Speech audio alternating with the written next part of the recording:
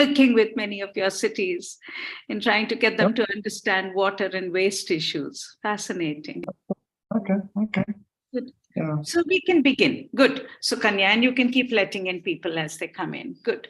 So welcome everybody. Thank you very much for joining this webinar. It's a short 1 hour meeting where we want to really discuss something which has provoked our interest. And I haven't seen enough conversation on it. So this is the first of, I hope, many such meetings, discussions that we will have in this year as the trade and climate change negotiations heat up. As an environmentalist, somebody who's been in this field for many years, for me, it is very interesting that when an issue becomes important enough for trade ministers to fight over, then it's clearly an issue that has arrived in our world. And if you look at it, when we began climate change negotiations in 1991, that was also the year when the world was actually negotiating a free trade agreement. So you had an ecological globalization that was happening with climate negotiations. At the same time, you were having economic globalization happening through a free trade agreement. And for the past 3 decades, we've seen climate change emissions going up. We have seen the world getting more integrated and interconnected as far as trade is concerned. We have seen, therefore, also that trade has this free trade agreements have meant that a lot of the production has moved to our part of the world, to the developing world. Now we have a new chapter that is beginning. So on one hand, we have climate, which has become a very big issue, clearly something which we haven't been able to rein in, and we need to take decisive steps, drastic steps. It's an existential issue. On the other hand, this is now becoming a new trade regime, which is getting formed. Without it being said, it's a new trade regime. And that's really something that we want to understand. And we want to understand in particular, what are the implications for countries like ours? What are the implications for climate change? And so this is why this webinar, I have some very interesting speakers, commentators on the subject, who I will introduce as I ask them to speak. And my first speaker is going to be Avantika Goswami. And Avantika is my colleague who actually brought this issue to my attention, saying, this is something we need to understand more. So Avantika, your understanding of the issue. Thank you for that introduction. Hope I'm audible to everyone. Okay. So good evening, everyone. I'm Avantika. I'm the program manager for climate change at CSE. As Sunita ma'am mentioned, there are some very interesting developments at the intersection of trade, industrial policy, and climate justice that are both interesting and somewhat worrying. And we decided to explore what this means for the global South. This analysis has been published as the cover story of Down to Earth this month. And we have a wonderful panel today that will delve deeper into the issues. But what I will do is to kind of lay out the top line findings from this analysis and what I learned speaking to different experts. So to begin with, we look at what is really driving this transition, and that is the need to rapidly cut global emissions. The IEA lays out a detailed pathway to achieve net zero emissions by 2050. And this essentially requires unprecedented economy-wide investments in green technologies, at the center of which is the industrial sector, which will be driving and leading this transition. Now, countries have proposed various policies to speed up this transition. There are benefits to these policies, but they have also sparked fears of trade wars, since governments are trying to reshore green industries and dominate the global green supply chains on the pretext of climate action. So this is essentially our jumping off point.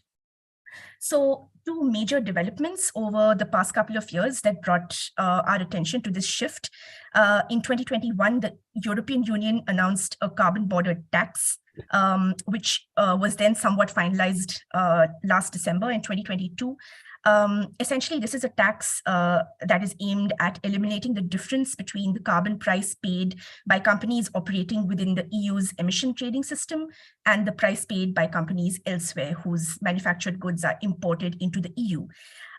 Many have called this a green tariff wall, essentially. The second milestone was the US climate bill, the Inflation Reduction Act announced last August. Great effort, long overdue by the world's largest historical emitter of greenhouse gases. The bill offers about $370 billion in subsidies for various green technologies. It also applies domestic content requirements, wherein, for example, for electric vehicles, to be eligible for tax credits, certain parts have to be manufactured or assembled within North America. So both of these policies, from a trade perspective, could be questioned at the WTO if the current trade regime is considered. And this is because the WTO historically has treated subsidies, tariffs, exports, export bans as being trade distorting and going against the rules of free trade. Now, if you set aside climate goodwill for a minute, you'll arrive at kind of the core reason for this kind of anxiety and fear from the developed world. China has dominated the green technology supply chains for the past decade through investments in the form of low interest loans, free land, cheap energy, and other types of industrial subsidies. It's going to be quite expensive for the EU and US to counter this dependence on China, but they're definitely making some attempts. However, policies like the IRA and the CBAM can also hinder the green transition in the rest of the developing world. And that's the issue that really interested me the most and interested us here at CSE. And I tried to analyze this in three different ways, which I'll briefly run through. So the first is how a carbon border tax is going to affect the developing world. So for the European Union, they are leveling the playing field for their firms who are paying a pretty high carbon price. So recently, the carbon price in the ETS reached 100 euros per ton. And the EU thinks they're leveling the playing field, but for the developing world and manufacturers there, a carbon border tax essentially raises costs, reduces their competitiveness. UNCTAD has analyzed this and found that in terms of reducing global carbon emissions, the reduction from a carbon border tax is not more than 0.1%. And we have an expert from UNCTAD here today who can speak about this in greater detail. From India's perspective, the EU is our third largest trading partner, and sectors like iron and steel and aluminium are likely to be the most exposed to a tax like this, but less so than countries like Russia, China, Turkey, who are much bigger, have much bigger share of trade with the EU. India doesn't have one domestic carbon price, which can be counted as equivalent to the EU's carbon price, but it has sort of like a package of different instruments and signals. So India has announced a domestic carbon market, which is expected to be operational by 2026. It has a national NDC and a net zero target, as well as fairly ambitious climate targets by industrial firms in the private sector. So CSE's own analysis shows that in the iron and steel sector, many of the biggest players have emission reduction targets, which are even more ambitious than the national steel policy. And many of these big players can actually adapt quite easily to a carbon border tax. They can do the necessary capital investments in green technology, but it's the smaller players who typically will feel the hit of this harder. The second angle I looked at was the impact of huge green subsidies like the US IRA. Now, of course, big exporter developed countries like the EU, South Korea, Japan are extremely upset about the IRA. They fear that their companies will abandon expansion plans in their domestic territory and try to invest more in the US and take advantage of those huge tax credits. But what's really more interesting is the fact that historically, through the WTO, developed countries have prevented developing countries from implementing such industrial subsidies. So this is kind of a reversal of stance on the part of the developed world. I looked into the case of electric vehicles, and there's absolutely no way that India can match the scale of subsidies that the US IRA is providing. Only China exceeds the scale of industrial subsidies for the electric vehicle sector. India offers 3 incentive schemes, FAME 2, and 2 production-linked incentive schemes, but their outlay pales in comparison to what the IRA is offering. Another issue is really access to critical minerals required for electric vehicles, which as the US enters the race to access these minerals, India will definitely have to work much more aggressively to scale up production so that it can have some power in this market and can command prices on its own terms. Experts at CSE told me that India's strengths are in the 2- and 3-wheeler segment, and that's where India should really be leveraging its strength and scaling up production. It can also think about being a hub for recycling of spent batteries, which can then help it to recover some of these critical minerals which it is currently lacking. Speaking of critical minerals, the third and final angle in this kind of issue between trade and climate is how resource-rich countries will maintain control over their critical minerals. For this, I looked into Indonesia as a case study, and we have an expert on the panel today who will speak about this in greater detail. But essentially, Indonesia banned the export of raw nickel to capture more value that would be added by domestic processing of nickel. And this has actually reaped benefits. Indonesia has aspirations to become a global battery producer, and there has been a greater investment interest from Chinese, Japanese, and other firms. This issue was taken to a dispute at the WTO by the European Union, and the WTO agreed, suggesting that Indonesia could not block exports unless there was an acute crisis like mass starvation. What this essentially shows is that the current WTO regime would leave very little space for developing countries to implement the domestic policies that they need for their domestic economic development. So that brings us to kind of the final set of, or rather the next set of questions and overall reflections. Green trade wars are not a new thing over the past 30 years or so, but in the era of climate change, they do take on a new urgency. As UNCTAD has stated, there is a missing developmental dimension in current trade commitments. And when you combine that with the evidence that industrialized countries are outsourcing pollution while also using industrial policy tools to bolster their dominance within emerging green industries, that kind of inequity makes itself more stark. Measures like the carbon border tax also violate the principle of common but differentiated responsibility enshrined in the Paris Agreement, unless they are explicitly coupled with access to more affordable finance or patent-free technologies that will actually help our manufacturing sectors decarbonize and then comply with those rules. When speaking about industrial policy tools like subsidies, there's no doubt that developing countries must be allowed to forge their own green development paths without being subject to overreaching trade rules. Lastly, this entire shift towards reshoring, the impact of this on the developing world is yet to be fully understood. I think this is still an emerging issue. India is definitely being courted by both the US and the EU for what is known as their friend-shoring efforts, united by kind of a common adversary, which is one country that dominates all of these supply chains, that's China. What experts also told me is the role of the WTO is definitely coming into question, considering that the WTO's dispute settlement body is currently non-functional, and maybe more fruitful discussions can be had on a bilateral basis between India and countries who are implementing some of these policies. Certainly, India's role as the current leader of the G20 positions it well to really argue for a more equitable trade regime in the time of climate change on behalf of the entire global South. So that's a good mandate for India to have. So that's the end of my presentation. Thank you, Avantika. Thank you. Thank you very much for that wonderful overview. I would now like to call upon Rob Davis. Rob Davis is the former South Africa Minister for Trade and Industry, and he's an honorary professor at Nelson Mandela School of Public Governance at the University of Cape Town. Rob has been working on many of these issues and has deep experience. So, Rob, can I now draw you into the questions that are on the horizon that we need to understand better? Thank you.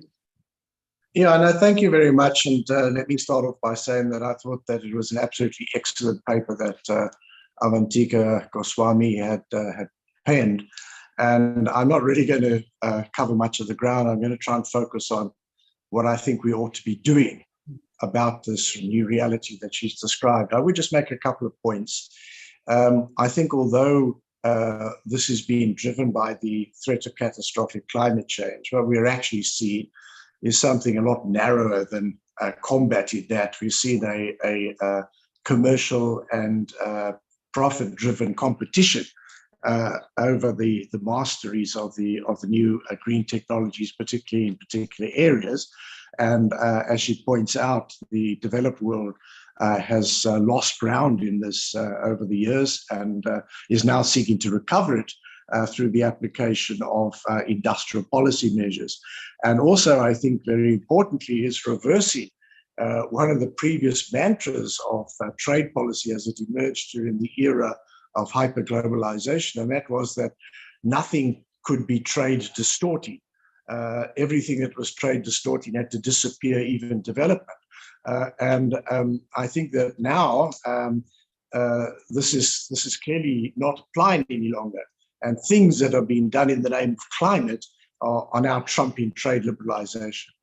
Now, I think that the two measures that are in place, I think are different in their content and in the way they're going to impact on us, and they merit a slightly different response. I think both of them are actually not at least in the spirit of WTO rules and procedures, and probably in some cases are actually contrary to WTO rules and could be subject to challenges, which of course the technical question is, what about the disabling of the appellate body and so on, and the implications of that. But they don't have quite the same impact.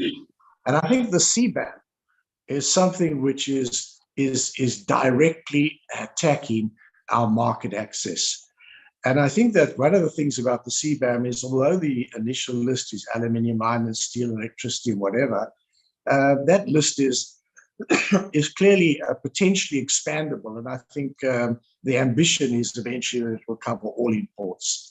The second thing is that the rate at which it applies is determined by the carbon price, which is set through the European trading system, the cap and trade system, which the European Union has. Now, there was a piece of work done, I think Avantika's table is showing us the implications for quite a number of different countries in the world. But there was a study that was done for Africa, and on different scenarios, a scenario of a relatively low carbon price and a relatively small coverage, ranging from a relatively high carbon price and a relatively large coverage. And it showed that even on the least dramatic of those scenarios, there's quite a significant impact on African countries, uneven. Some African countries, and let me give one example, Mozambique, a sizable part of its export earnings are based on aluminium smelting. Countries like that will be particularly vulnerable to a measure which will directly impact on their exports. Now, I think the other thing that we perhaps haven't noticed enough, well, in the case of Africa, Africa is the continent that's emitting the least. So the gain from imposing that on African countries is minimal in terms of carbon reduction. There's been no consideration of that impact. And in fact, proposals that were made in the European Parliament to exempt least developed countries and so on were rejected. There's also a sizable revenue boost to the European Union funds, which I think UNCTAD suggested should go to support, I would hope, adaptation in developing countries. I don't think that's happening either. So I think that's one measure. Now, I think that this is the kind of measure where I think it probably would be worth our while, since it has a huge propensity to be generalized and applied by all kinds of other countries, for us to try to put a very hard marker down and even consider a WTO challenge and say that this is unacceptable, this unilateralism of this sort is unacceptable, try to put a marker down, because I think that this one is, as I say, directly affecting our potential market access into Europe. The IRA is more indirect. And this is a series of subsidies, large subsidies, which reflect the deep pockets. The figures I've seen for this thing, the amount of money which has been envisaged is equivalent to the whole GDP of South Africa or Nigeria. It's not anything that, that we could match, the deep pockets that are there. And the localization measures are probably easily against the spirit of, and maybe even the letter of, the trade-related investment measures, where you can't apply localization to private sector transactions. You can, if you don't sign the optional protocol on transparency in government procurement, you can apply localization in government procurement, but not in the private sector through TRIMS. Now, how do we approach this? I think that we don't want to go back to the rules as they were. The rules as they were uneven, inequitable. And I think many of us said that they were undermining our policy space and our capacity to use industrial policy tools for our own development. So what do we need to do? I think we need to see that this change is taking place. And I would suggest there are two things. There are two obvious and evident policy space tools arising from this that I think we would want to seize for ourselves, and I think in different ways. The first of these, I think, is the tool of localization. And I think that, frankly, we should not even be wasting time going to the WTO and asking for rules to be adapted and whatever. I think we should just do it. We should just do it and fight it if they come back to us. So I think we should be applying localization to green technologies and green products, because I think the place we need to occupy in those value chains is not that we are just the suppliers of the raw materials and consumers of somebody else's technologies. We need to be manufacturing those technologies. So I think there's, for example, in Africa, they turn around and tell us, well, you can get into green hydrogen value chains, and they say you've got sunlight, so we're supposed to electrolyze the water and produce green hydrogen. But further up those value chains, there's the possibility of fuel cell technology using platinum, which is a metal we have as a catalytic converter. And then, there's experimentation going on in South Africa about underground mining vehicles and public transport vehicles. And that's where we need to be in the value chains in those spaces. And I think that we need to be implementing that using the tool of localization. I think we should just seize it, appropriate it, and go on with it. And we're not fighting the US. And when the US turns around to the WTO, as they no doubt will, and tell them, even if you give us a ruling against us, we're not going to implement it, as they did on the steel and aluminium tariffs that were introduced by Trump in a discriminatory way, I think we seize that space. The other one, I think, though, is the transfer of technology. And I think that is that we need to start to argue that green technologies should be seen as something that's addressing a common challenge around the world, and that these shouldn't be overladen by huge intellectual property regimes, which actually are not just supporting innovation, but are now actually a license for monopoly conduct. And I think we should be taking that one up. I don't think it's that easy for us to just take that up on our own, but I think we should be going into the WTO with a fight over that one. And I think it's a bit similar, although I think we need a different outcome to what India and South Africa tried to spearhead in relation to the COVID vaccines. It's the same kind of argument that we cannot have sort of apartheid applied in terms of the technologies where the know-how is not a public good, but is appropriated by the rich and powerful of the world. And I think we should be calling for changes in the TRIPS rules to deal with that. And I don't think we should be settling for what we settled with last time, which was not actually any additional flexibilities. It was a really watered down version of something which I don't think is commercially meaningful, and which the Indian ambassador told me at a meeting I was in Geneva, the South Centre, just on the fringes of the last WTO, was well below what India considered to be the bottom line, but they decided to put it out to the consideration of the membership as a whole. So I think we should fight those two battles. Good.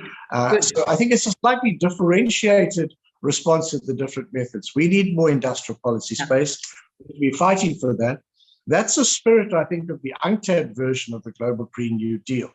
The one that was crafted. Rob, can I interrupt you and ask you to just hold on to that? I'm going to bring in a few more panelists and then come back to that. Okay. Thank you, but fascinating, absolutely fascinating. I will now turn to Paul Putrabatar. Paul is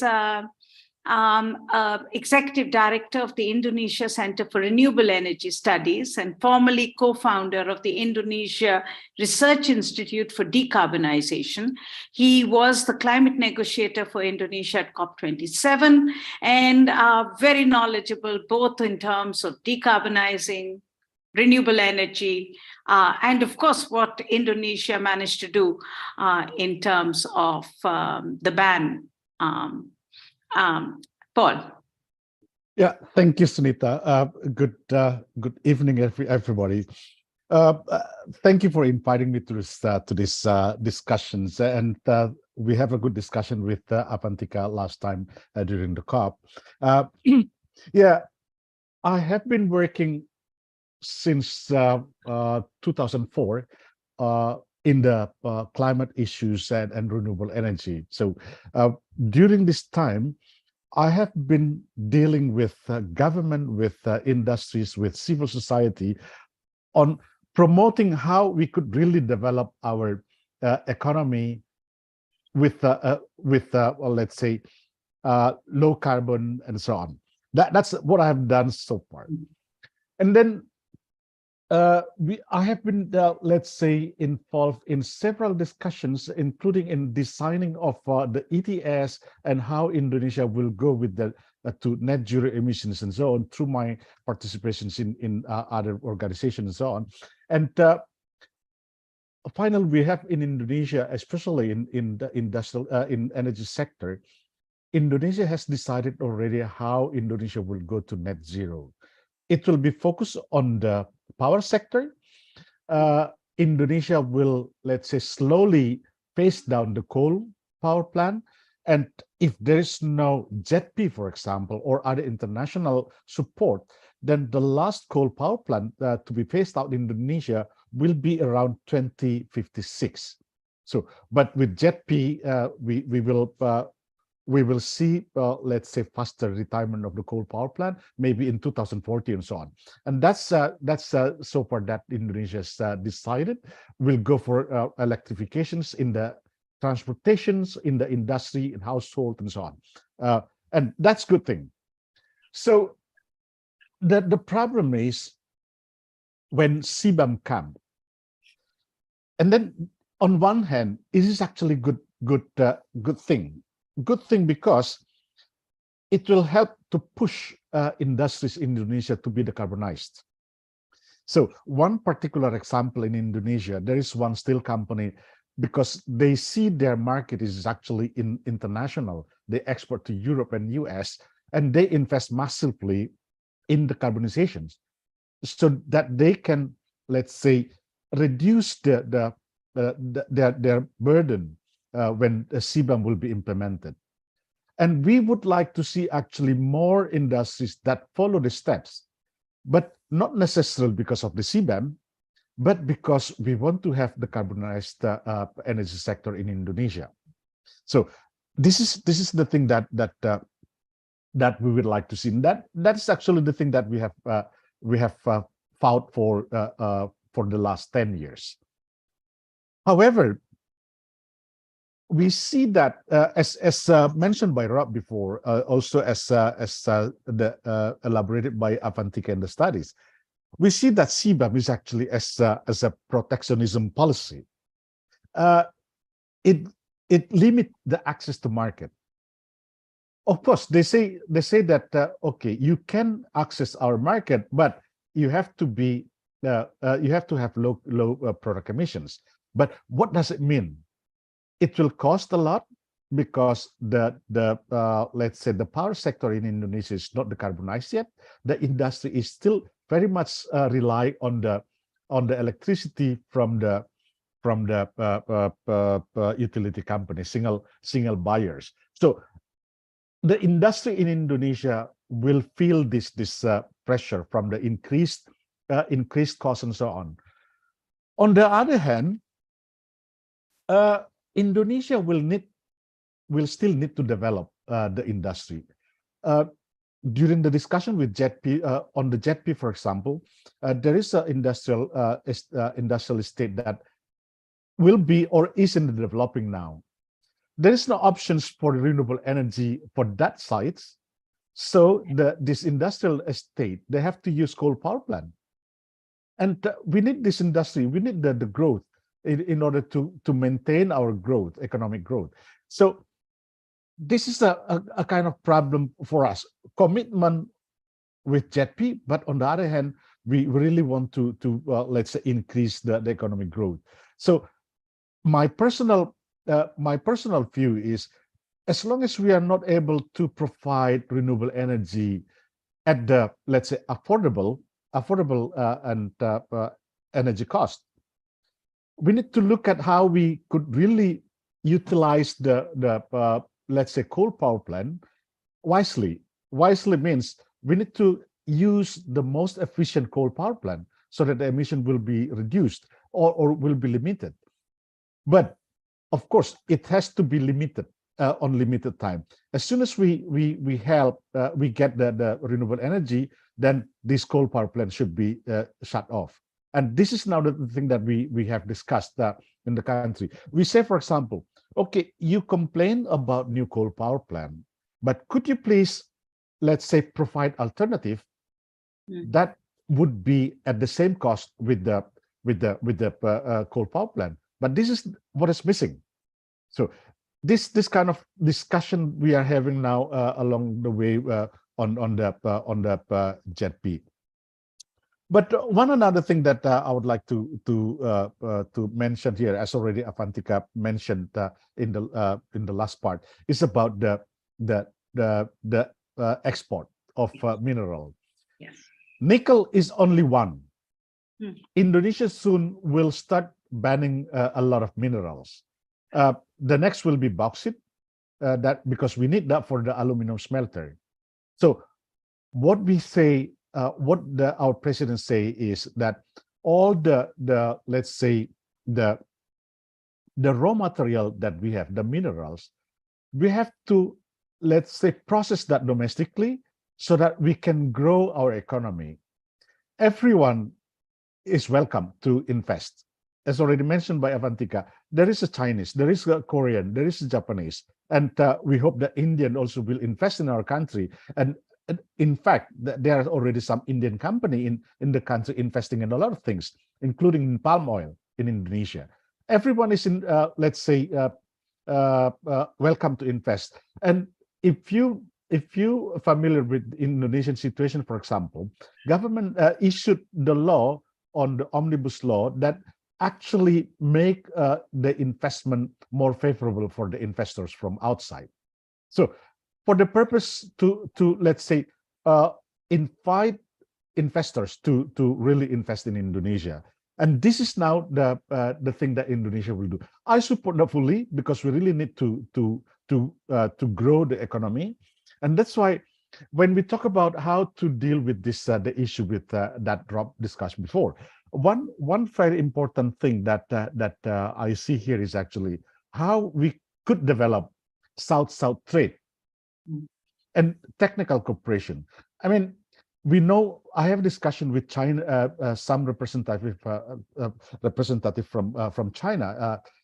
during in December in one meeting in Boston, and also during the COP, we see that China would be the one that could develop technologies at cheaper price. And we say, why don't you push a lot on your government to invest more in research?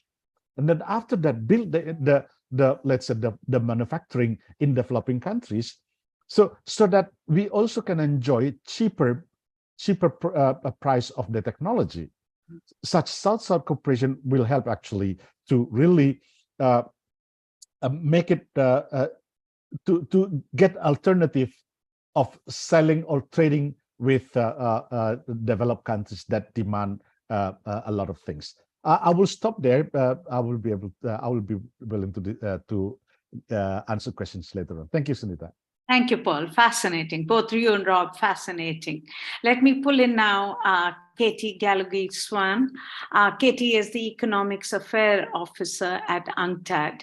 And Katie, how do you see, I mean, from where you're sitting, trade organization, how do you see all these movements that are happening in the world? And what do you see as the implications of this for developing countries and for climate change? Katie.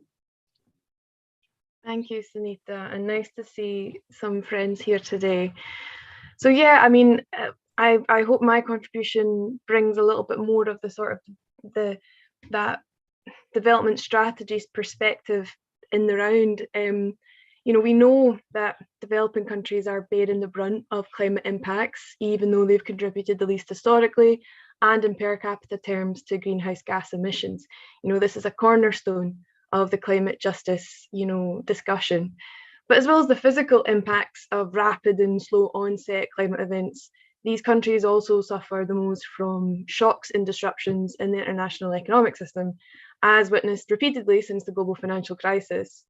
So shocks and disruptions have oftentimes resulted from policy actions in more advanced economies, whether new regulatory frameworks, you know, recent monetary tightening rounds, industrial policy efforts, or emerging trade regimes. You know, there are these systemically important countries with massive economies have ripple effects, often to the detriment of the development trajectories in the global south. So like following the COVID-19 shock and ongoing recent shocks at the global level, many developing countries are now facing a prolonged economic slowdown and heightened debt distress, which without redress will lead to a lost decade and inevitably will mean backsliding on the SDG agenda, Paris Agreement commitments, and the other priorities that these countries have set out for themselves.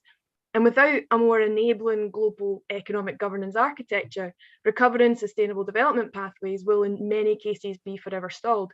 UNCTAD has had this message for many years, and in our 2019 flagship report, we outlined what a new global economic governance architecture might look like, and what Rob mentioned, our Global Green New Deal proposal. But in the current moment, with the background of this reality, on the one hand, as has been mentioned, it's welcome news that advanced economies seem to take more seriously their responsibility to increase mitigation and to reinvigorate, you know, workers' rights, job creation in their jurisdictions, because the working classes in those jurisdictions have also suffered under the free trade regime. It's just a shame that this approach might now jeopardize a more cooperative, multilateral, and ultimately more sustainable approach that can ensure developing countries are able to achieve their climate and development goals too.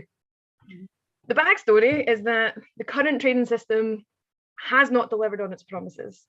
And the recent turn away from hyper-liberalization as a guiding mantra is an indication of this. The system has not led to decrease in poverty or inequality. In fact, it's led to market concentration, vast inequalities, instabilities in the global economy, and challenges in just-in-time supply chains that we've been seeing, you know, since the pandemic. But it's understandably frustrating for a lot of countries to see the major protectors of this free trade system change their tune so abruptly. Yes. And to do exactly what they've told other nations not to do. There are plenty of examples, that some of which Avantika has mentioned in her piece, you know, of the legislative and soft power restrictions that have been placed on developing countries who want to undertake those sorts of industrial policies that have been so maligned in free trade circles. And these tools are exactly what advanced economies have used historically to grow and develop their industries. And this mechanism of, kicking away the ladder, in the words of Ha-Joon Chang, has been raised by many heterodox economists in developing countries themselves. So there's this sensation of hypocrisy, this frustration that it's happening now, as the sort of tide has turned after many decades of developing countries suffering under the free trade regime and orienting their whole economies to respond to that free trade regime, and now having to pay the major prices of adjustment.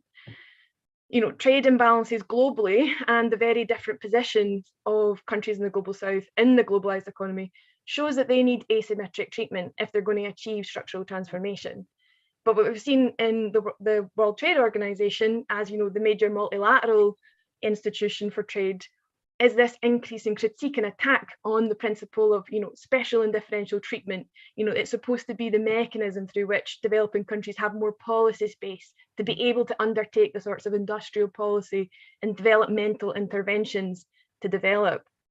So, from one perspective, this idea of asymmetric treatment has been turned on its head. Special treatment for advanced economies who get to break the rules or flaunt the rules, while developing countries are left with the same old free trade package of reducing tariffs, opening up their markets and exporting raw materials and basic commodities. So we're beginning to see, it's this rule for one and not for the other, which of course is not sustainable from any angle. And that hypocrisy, I think, is you can see that across the different multilateral spaces. I was there in Sharm el-Sheikh, as I know you were, Sunita, and as I listened to Biden's speech, as he presented the many billions of dollars, hundreds of billions of dollars that are going into their industrial policy package, it seemed so out of touch with what the feeling was in that negotiation space, where developing countries are asking for a few more $1 billion to meet that 100 billion goal. And we have the president of the US, saying, why are you not doing any more? Look at all the hundreds of $billions I'm spending. That hypocrisy, cuts really deep. I don't know if it's boosting global solidarity and cooperation. So if we're serious about avoiding heightened political instability and using trade as a tool for peace, which Western countries have said for many years, trade is a tool for peace, countries need to urgently change strategy. We need to relook at the trade rules, reframe and rethink them for a time of climate change, and at the same time address the long-standing concerns of developing countries. Now, I don't think we're going to rewrite the WTO rulebook overnight, so there's going to have to be some shortcuts. But at the end of the day, it means strengthening and building on the core principles of special and differential treatment at the WTO and common but differentiated responsibilities in the UNFCCC and the COP process. At its foundation, an agenda that is more positive needs to support developing countries' priorities. And that goes beyond trade. It means additional financing. It means green technology transfers. It means capacity building. It means supporting environmentally sustainable economic diversification and adequate policy and fiscal space for them to design their own integrated policies for progressing towards their own long-standing climate and development goals. So I would conclude here and just say that my core message is the multilateral trade regime is at a climate crossroads. These unilateral measures, while they might be ambitious, interventions from one perspective, they also threaten to weaken the international cooperation and undermine development prospects. We need to avoid a scenario where the climate challenge is used as cover for the wealthiest countries to pursue policies that further widen existing economic, technological, and social gaps. We know the building blocks of a more equitable system that can instead fortify solidarity, trust, and common goals, and deliver a trade architecture that delivers for all. And I think it's really up to developing countries to take forward that more positive cooperative agenda. It isn't going to come from anywhere else. I'll stop there.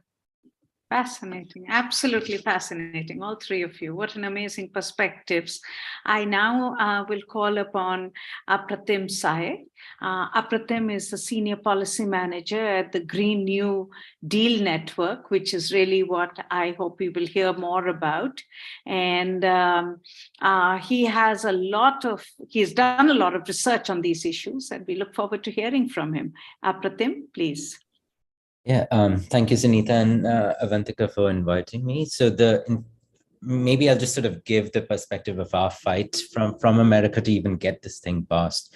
So the Inflation Reduction Act, which we helped design in our work at the Green New Deal Network, which is a coalition of environmental groups, labor groups, and civil society groups, it has a powerful set of carrots for green. And very importantly, because of the fossil fuel opposition inside the US, it has no sticks, no penalties on fossil fuels, especially oil and gas, of which the US is now the world's largest producer, along with being the world's largest historic climate polluter. Instead, the IRA's goal is to deploy. It just induces the key green sectors and gives them carrots. So solar, wind, batteries get carrots. And prices have fallen exponentially over the past decades, and it expands those carrots to green hydrogen and fuel cell technologies, where these cost curves are just starting to tip.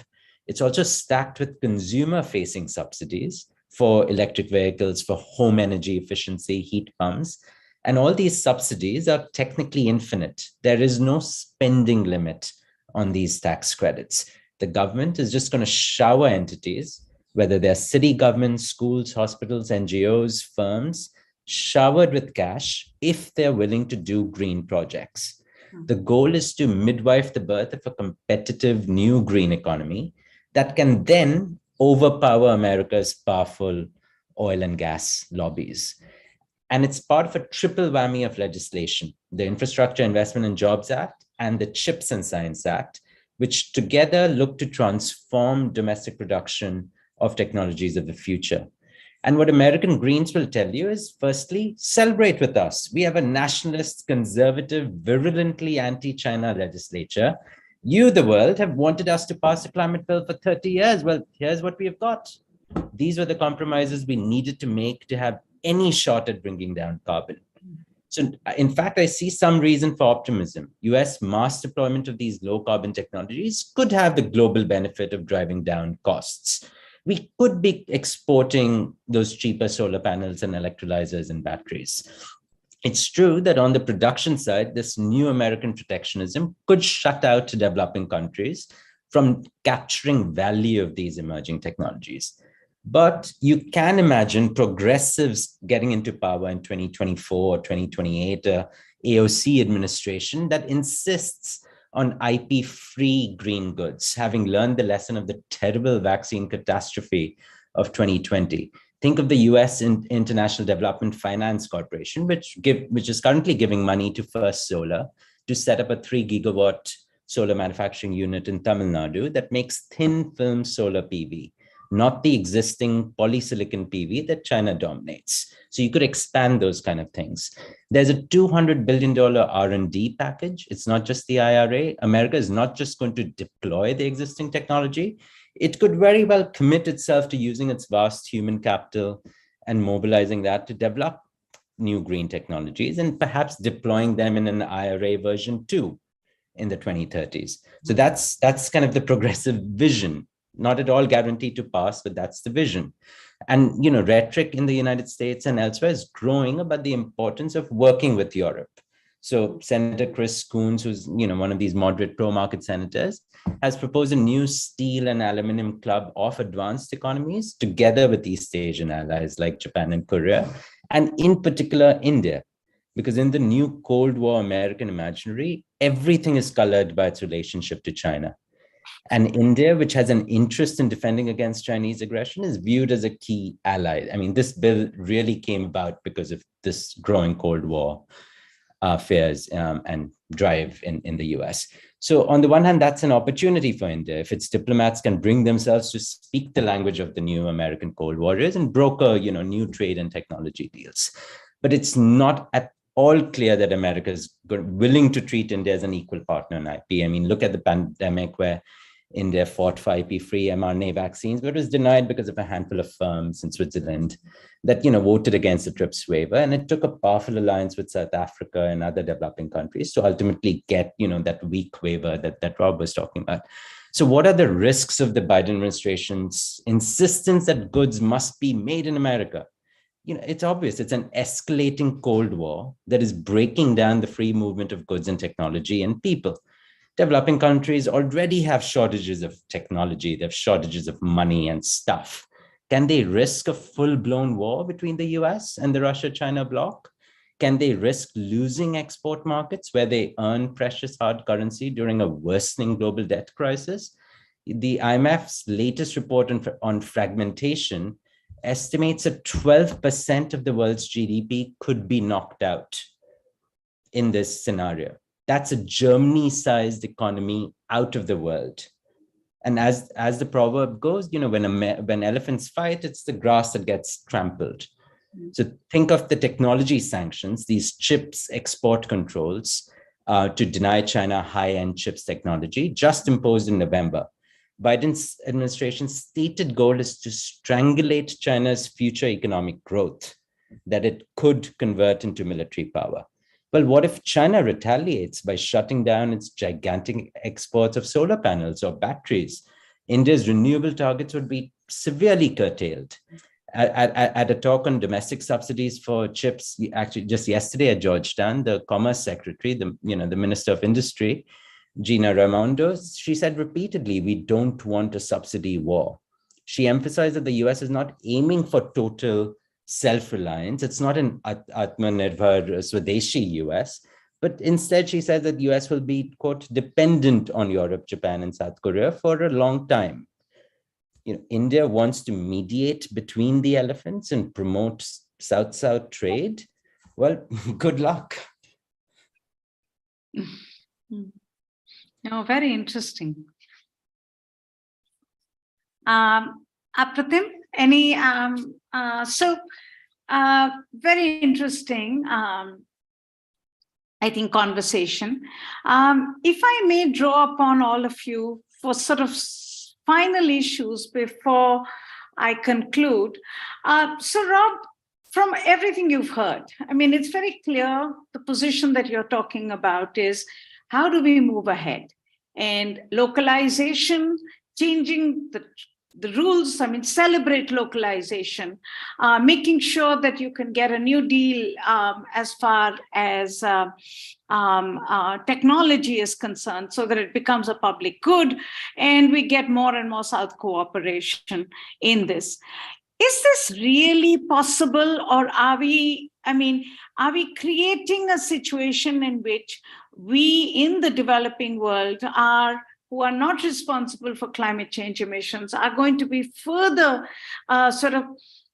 pushed to the corner, even when it comes to now being part of the global economy and being able to have some resources to be able to move ahead.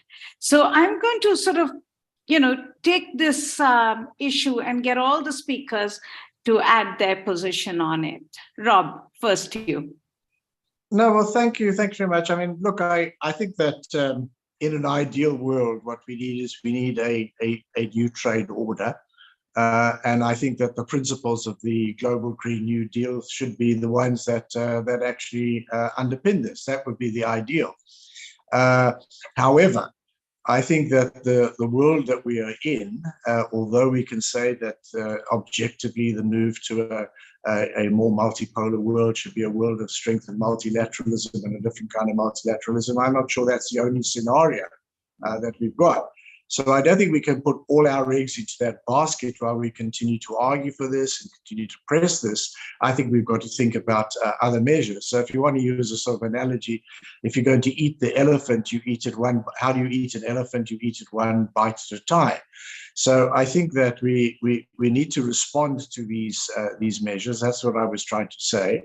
And let's seize the policy space that we've always asked for. More precisely, what is the policy space we want? And I'm just saying that I think it is, we go into the WTO and argue for a change of rules, not likely to get through if it's very radical. But I think that we can simply just take the localization issue. I think that if more of us did what Indonesia was saying, because these strategic minerals are quite important, and I know if a number of African countries were to join and say, we insist on a certain level of processing, you're not going to get our dirt out the ground, you're going to get some level of transformed product. That would make a difference. I don't know, I think we need to explore among ourselves how far we can go in that direction. And then I think some of them, pick out some, if you want, low-hanging fruit early. And I suggested that the technology transfer, trying to see some of the green technologies as public goods. By the way, I think that I think there's a sort of selection of green technologies, those that are profitable to corporations and companies. These are the ones that are being pushed. In the African context, I mean, Africa could have huge hydropower, which is a green, if we had the Inga Falls going, it would be literally a game changer. But those are not called in the language. The language is modern renewable energy, which is solar and wind. Those are the ones where corporations who want to sell products on the African continent are involved, and other things are not so much the priority.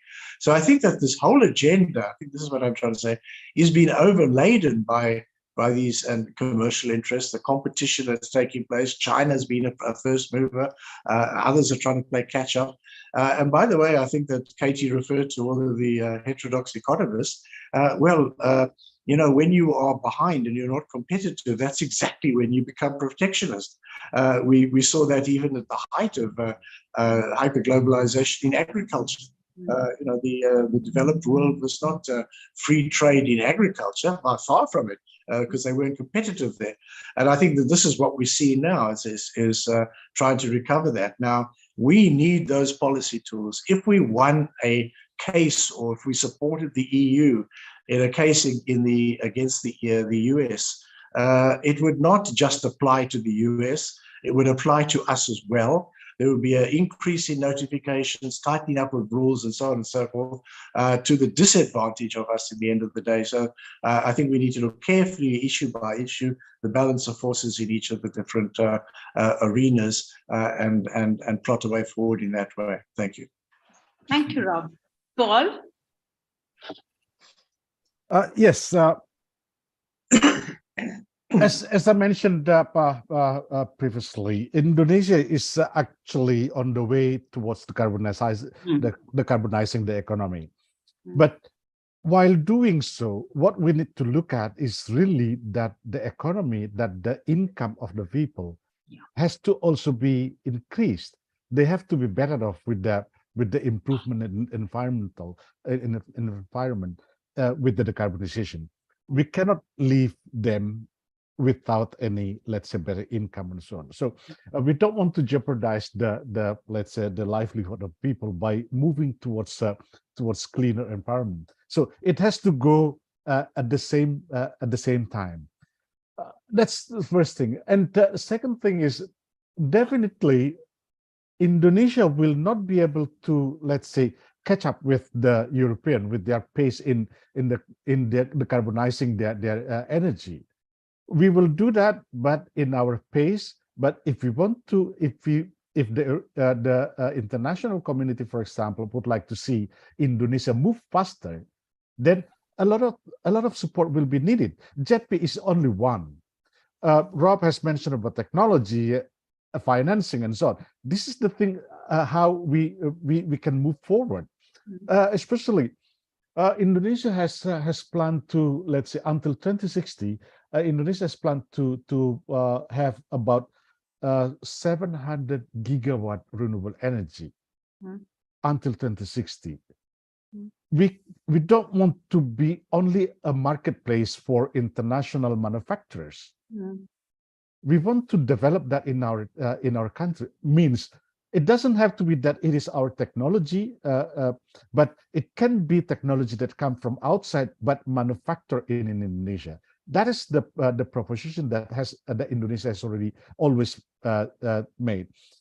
Everyone is welcome to invest, and also I would like to show one particular example with the decisions in the EU to ban the import of CPO, for example. They don't see the impact of the CPO ban to millions of farmers, palm oil farmers in Indonesia. So this is something that actually developed country has to look at if they want to, because we live in one world, that they have to also to look at what the implication of their policy to other countries. And this is the thing that I would like to see, actually, if we really want to let's say go hand in hand moving towards the carbonized energy, the carbonized world, then we have to take care to look at other countries as well. What is the implications of all of this decarbonizations towards our country? We are talking always about just transition, but we have to practice it, not just the nice word to say, okay, it is, we want to support just energy transition partnership and so on, but we have to practice this. Thank you. Thank you, Paul. Very wise words. Katie? Thank you, Sunita. Just briefly, I'd like to respond to Apratim's comments, because I totally agreed with almost all of it. I just don't think the developing countries can afford to hope for another progressive government. And we saw how quickly, things can change. We saw, of course, how quickly things can change for the positive. Biden comes in very quickly, special drawing rights allocation at the IMF, agreed. We have these positive milestones. But in that end, I think we need to work on two tracks. Developing countries need to get as much as they can from the current world order, from the current context in which we have. So that means, pushing for some of these more progressive agendas. It means looking, at the reform agendas such as, the Prime Minister Mia Mottley has proposed, the Bridgetown Initiative, and considering, what are the things that can be gotten? What are the advances? I would be very surprised if this, as much as they are, a progressive, I would be very surprised if, for example, we saw some of the more bigger demands that have been historic from developing countries, like quota reform or WTO reform, quota reform at the IMF. I mean, I would be surprised. I would be positively surprised. But yeah, I don't think we can afford to just hope that it's going to be a benevolent situation. And I think, on the meantime, that strengthening that South-South cooperation needs to be the second track. And I think that there's lots of opportunities. In my role, I operate in engaging with countries in different arenas, in the UNFCCC space, in the WTO space, also in the Bretton Woods Institution space.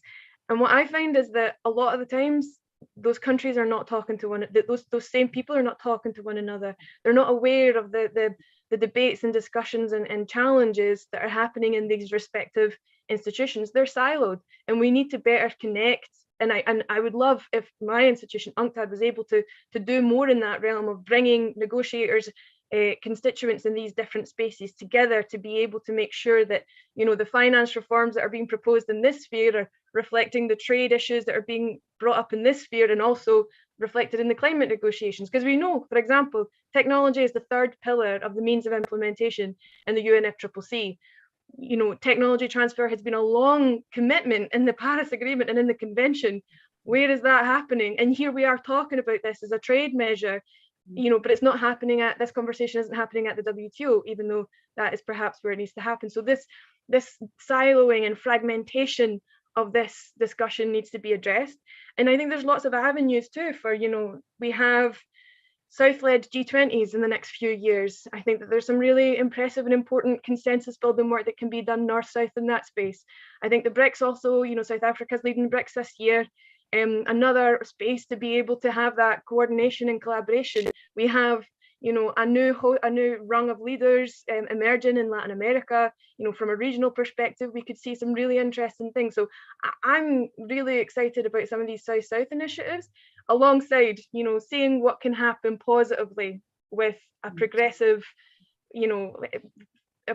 situation in some of the bigger, more systemic economies.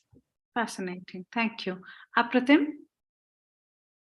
I think, the picture that I painted is we should kind of hedge our bets, right? So America is an unreliable ally because it has very deep domestic political divides. There's an ongoing trench war in American politics. You couldn't possibly put all your eggs in one basket. Okay, so and then I think the second point is that the US is actually playing catch up on green subsidies. It is an enormous fossil fuel exporting powerhouse. It's playing catch up. It's the first time that it has given massive green subsidies.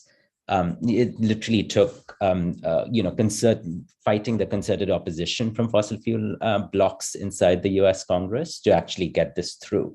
So that points to the second sort of big piece for all big developing countries is how do you actually neutralize your own domestic opposition, right? So there is an ongoing green revolution happening that's lowering the costs of these green technologies. And now they've become below the cost of just running a coal power plant is now more expensive than shutting it down and replacing it with. And that's before you take into account any of the costs of air pollution and so on. So that ongoing green revolution has to be maintained. It has to be maintained with huge sort of further deploying and domestic investments in these technologies to finally enable us to shut down the incumbent fossil fuel technologies in the 2030s.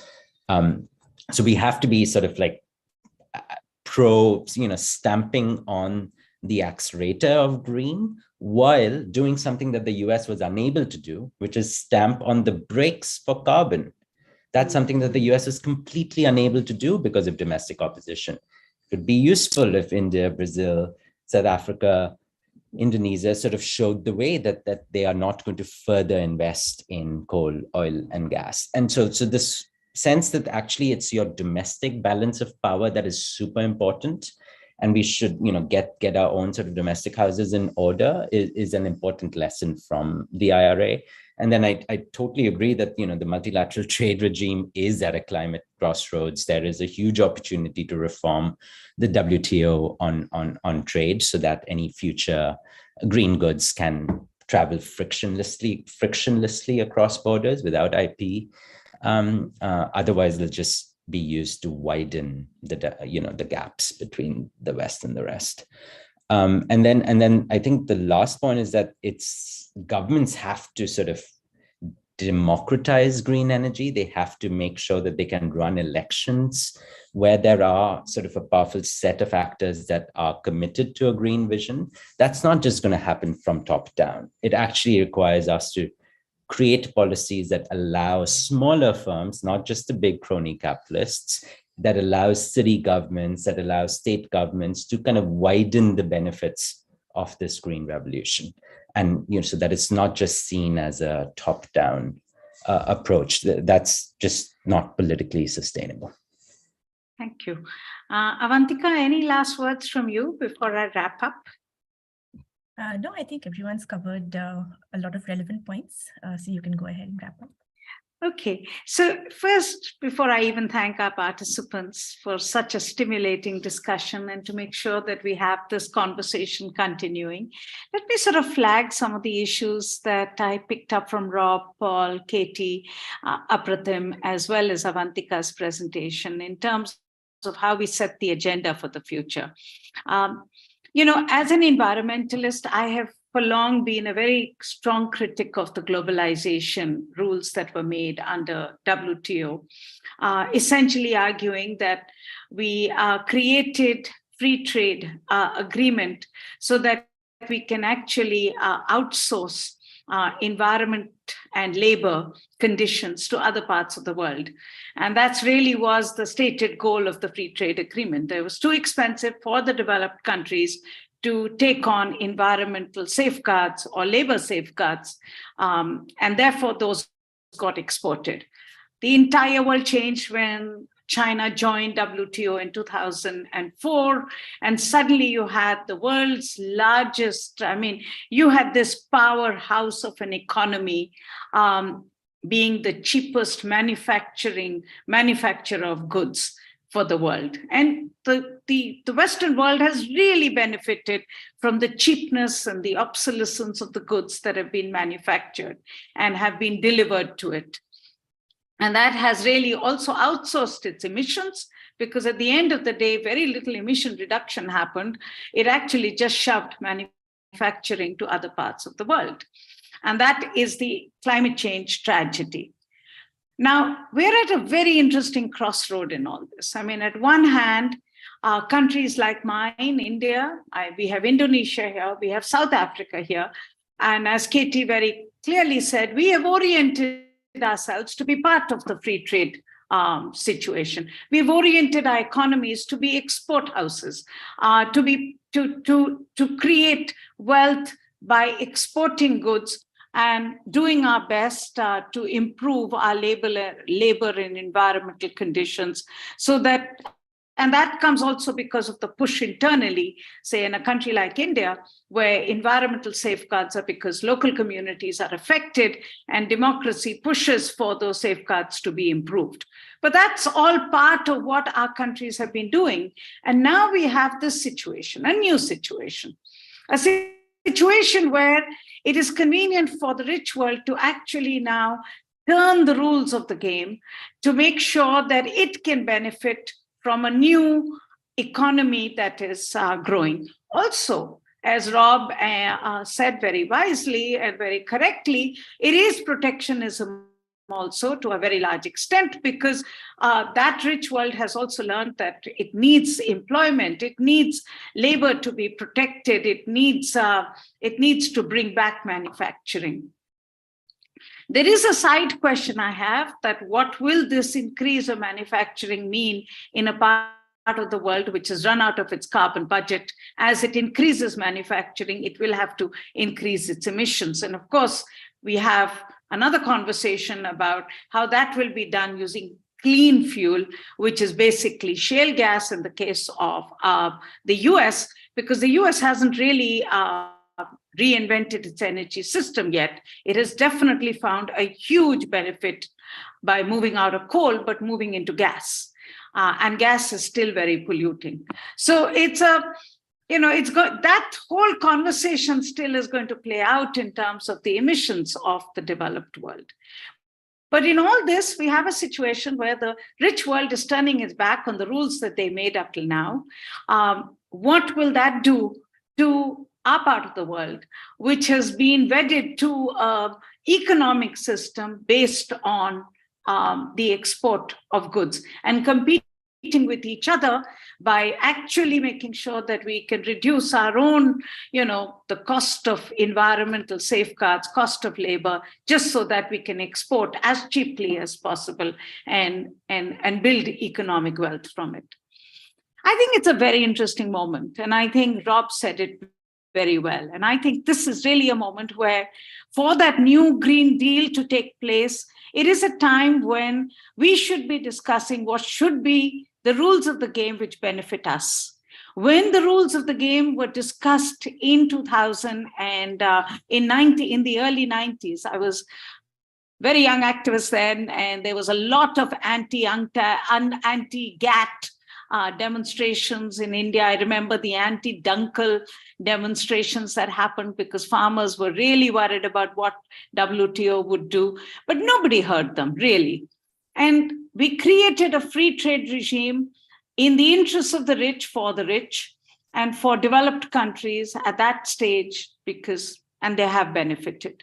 But this is a very unique moment when we could actually think about what rules will work for us best and work for us in a climate-constrained world, in a world that we need to make sure that we can combat both emissions and also make sure that we can have economic growth in our world. And that's the interesting part of this whole discussion as we move ahead. I mean, one of the most interesting things that I learned today, which I really believe in, is how do you celebrate localization? How do you turn the cards on saying, you know, if every African country says, okay, I'm not going to export my cobalt or nickel or copper, I'm going to do investment in my own country because that's really where I make the most benefit out of.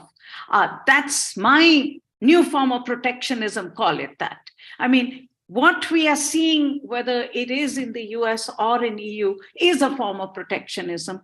Why don't we talk about a new form of protectionism, which is good for the planet, which is good for the people in the developing world, which are rules that we set for ourselves, which are about localization, but also localization which help our own economies.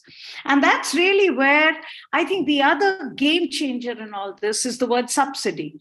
I don't know, I mean, Apratim, you're much younger than me, and so is Avantika. But all of us have grown up with this whole subsidy being a very bad word, okay? And I think it's wonderful the fact that now the richest economies of the world are talking about green subsidies, and it is a subsidy, okay? And I think that's wonderful, because we do need to subsidize a change in the economic patterns that we want to see in our world. We want to turn the subsidy from fossil fuel to cleaner energy systems. We want to make sure that the farmers in my world, in Avantika's world, in Paul's world, Rob's world, that the farmers, the local farmers, are actually subsidized so that they can build a climate resilient agriculture model, which is low in input, high in resilience. So we want to make sure that that happens.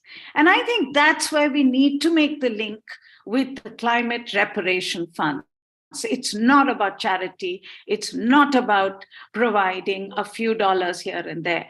This is really where the whole question about who's responsible for emissions, where the money should be transferred, and how then we build a new economy for ourselves, Paul, whether it is based on RE or whether it is based on hydel energy, but it's an economy that works for us. And it is very clear that these costs are expensive. I mean, Apratim, you talked about the fact that the cost of renewable has gone down, or clean energy, and you can phase out coal. I can tell you from Paul's world, from my world in India, that's not the case. That is not the case. We have huge energy poverty in our world. Women cannot even afford the cheapest coal-based power plants, coal-based energy. We need cheap, affordable energy, and that will not come from renewable unless there is a massive, massive fund and subsidy to it. So I think that's really where the whole conversation, whether it is of public goods in terms of technologies, whether it is funding to make sure that this transition happens in our world, and whether it is changing the rules of the trade, which have been done now by the EU and the US, take it forward to say, let's celebrate it. Let's actually make this the new Green Deal. So I think there are huge areas where we can work together, where we should work together as countries, as people who think about these issues and can actually push the change, which maybe for the first time we will build a Green Deal or a trade deal which doesn't work against the environment, which actually works for the environment. And when I say it works for the environment, in my world, it has to work first for people, and then it'll work for the environment. Because unless communities benefit, the environment will suffer. So I think that's really where I see a lot of potential from the ideas that you've given us. So thank you again, Rob, Paul, Katie, and Apratim. This is fascinating, and I hope Avantika and I will continue to do justice to some of the issues that you have raised, and we will continue to engage with you to take this issue forward. So thank you very much. Thank you. Fascinating. Thank you. Thank you. Thank you, everyone. you. Thank you, Sunita, Avantika, Katie, Tim, and Rob. Thanks, everyone. Yeah, everyone. Cheers. Thank you. Thank you. Thank you. Thank you.